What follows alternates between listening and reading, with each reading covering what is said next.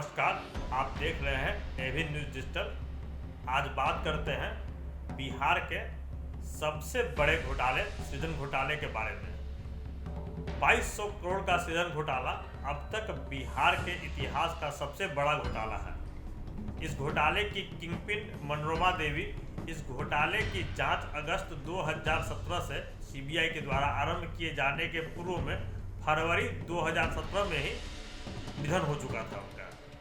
लेकिन 3.5 वर्षों के जांच के बावजूद अभी तक सीबीआई को मनोरमा देवी, उनके बेटे अमित कुमार, उनकी बहू प्रिया, इन लोगों को संरक्षण देने वाले एक भी राजनीतिक सरपरस्त का नाम हासिल नहीं हो सका।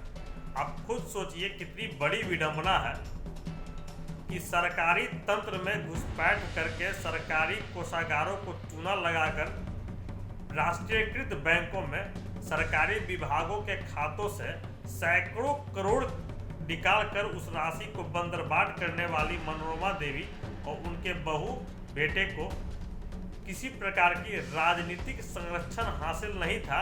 इस बात को क्या कोई स्वीकार कर सकता है? बिल्कुल नहीं।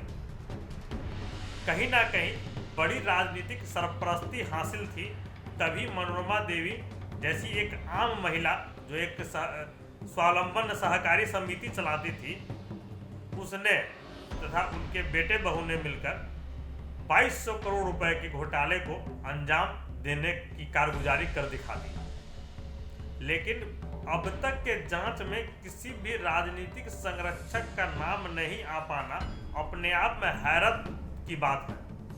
हालांकि विपक्ष तो सत्ता पक्ष को लेकर बराबर आरोप लगाते रहा है।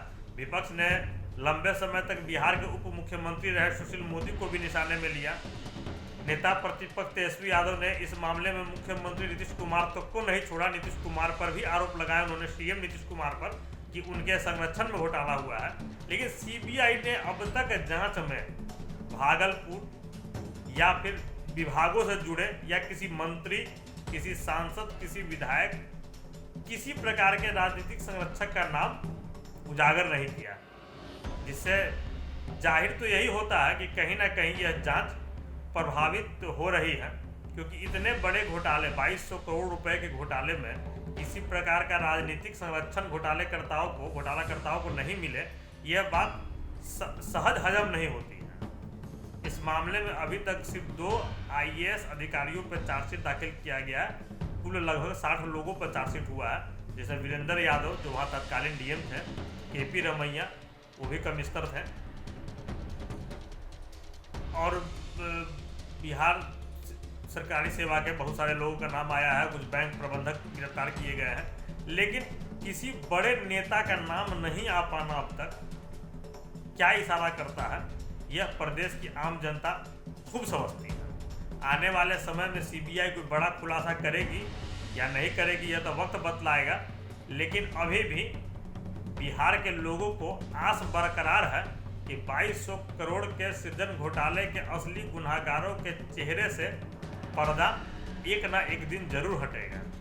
इंतजार लंबा है, इंतजार और लंबा हो सकता है, लेकिन कहा जाता है कि कानून के हाथ बहुत ही लंबे होते हैं, गुनहगार बच नहीं पाता है। अब देखते हैं कि सृजन घोटाले में अब तक सीबीआई के द्वारा की जा रही जांच अब कहां तक बढ़ चुकी है, यह भी हम आपको बताएंगे आने वाले समय में।